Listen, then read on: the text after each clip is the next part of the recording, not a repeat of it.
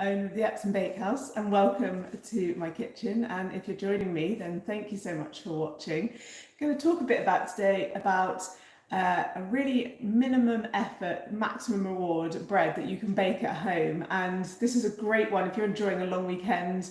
It is a long weekend here in the UK, and I know it is elsewhere in some other places. So if you're enjoying a long weekend and you wanted to enjoy some delicious bread, but you're thinking, really not got the time or willing to do much in the kitchen, then this one is one to try. And if you're interested in getting the recipe, then do comment rolls. This is to make bread rolls. So rolls, R-O-L-L-S, in the comments. If you want the recipe, it's going up on my website very soon. And this will be one that you can do really quickly and easily, perhaps get the kids involved if you want in the kitchen. But today I just wanted to talk a little bit about making the dough, and also about a one ingredient change that you can make to get even more flavour.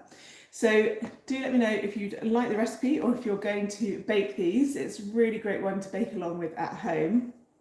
And especially where I am, the weather has turned. So if you're thinking it's also going to be school holidays here soon, then if you're thinking, oh, it must be the school holidays, well, yes, it has started raining here, so a chance to do a bit more baking in the kitchen perhaps while the weather isn't so great. So starting off with this, I've got some bread flour here.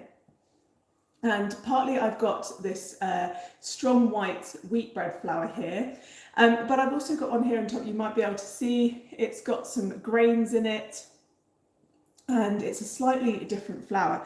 And it also has some malted flakes in. So this is one of my favourite. Let me just see if I can get these out. You might be able to see some little bits, darker bits in the flour there.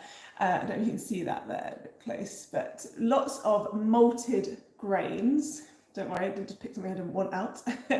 But lots of malted grains there in the flour, and that is partly malted wheat flakes and partly malted barley flakes in the flour, and those are produced when the grain is it's kind of made slightly wet, and it also is then heated up, and that will cause the it causes the grain to think it's going to start growing a plant. Obviously that has the ability to do that grain. And as that happens, the inside of the grain starts to turn to sugar. So you've got this kind of starchy inside of the grain, and that starts to turn to sugar. But in order to stop the process, you then heat and cook the grain, and that sugar caramelizes. So it stops it turning any further into a plant, but you get this beautiful caramelized sugar flavor, and it gets this kind of nutty caramelized flavor of the grain.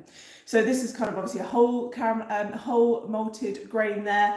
And also the flour I'm using does also have some of the flour created from that malted grain. So it's a really delicious one to use. So if you're in the UK, then you might be able to find this on the supermarket shelves. It's quite widely available.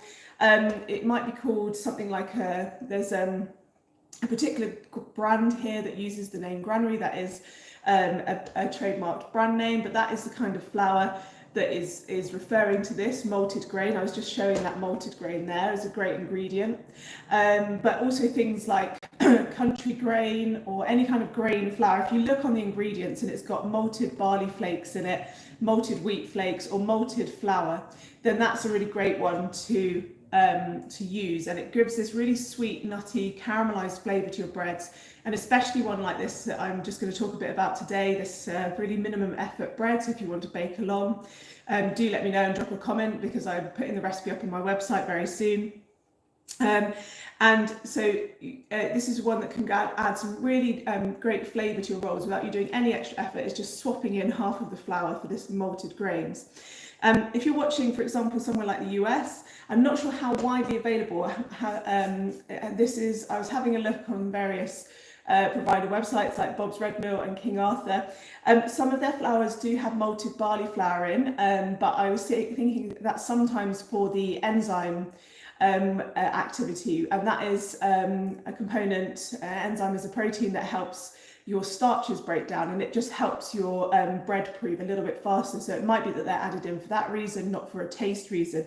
And it's certainly not having these larger flakes in as well. But you can buy them separately. You can buy malted barley flakes separately and add them into your dough, or buy the flour if you've got malted barley flour separately and add them in, say perhaps make up about 10% of your flour weight and add it in. Just be aware that some malted barley flours and malted wheat flours might again have this extra activity that breaks down your flour really quickly when your dough is rising, and it can mean that your dough can get over risen quite easily. So just bear that in mind. So that is what I'll be using to make these bread rolls, and I've almost done most of the work already just by weighing out those flours into there. So I've got half and half of the strong white wheat bread flour and half of the malted barley flour. And then I'm going to add in just some yeast, so about 2 or 3 grams of yeast here, and it's an instant active yeast, so I can add it straight into the bowl. So I'm just popping that on one side there, and then some salt, so about 5 grams or about a teaspoon of salt there. Just putting them separately to mix up into the bowl. The salt would slow down the yeast activity, but the flour is going to act as a buffer. So I've just put them separately until I can stir them all together. If you're using just dried yeast, you're going to need to put it into the water for this recipe before you add it in, because your dried yeast needs to be rehydrated. It's not like that yeast I just added, it's larger bits of yeast, and you'll need to rehydrate them in water. Fresh yeast you can just crumble into the flour.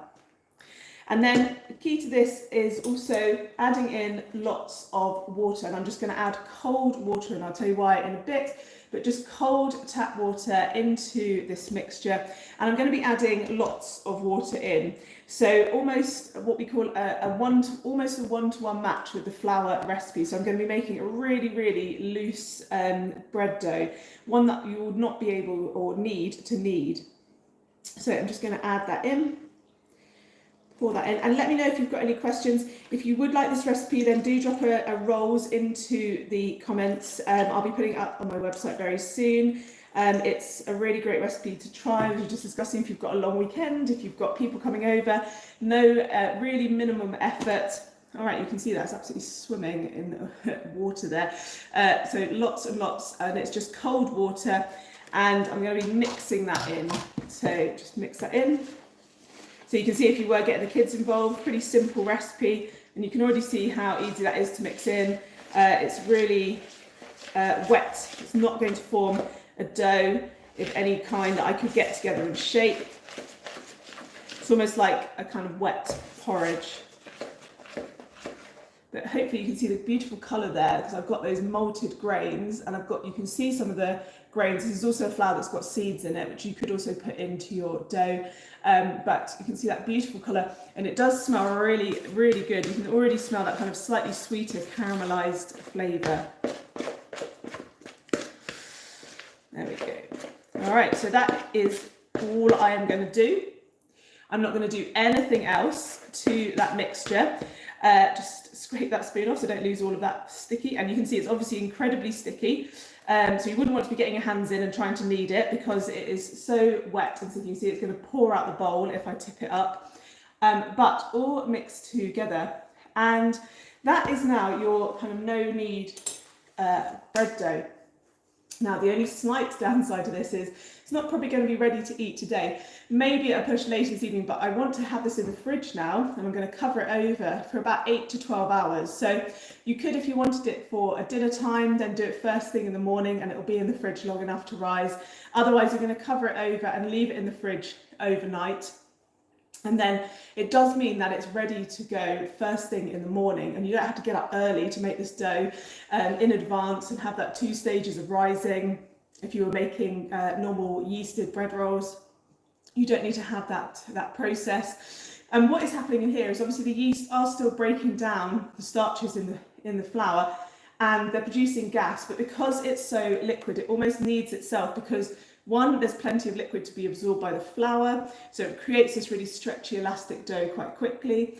And 2, you get the yeast are producing gas, so it stretches up the dough, and that produces an almost kneading effect, very slow motion kneading effect, as the dough stretches and rises in the in the bowl and in the fridge overnight.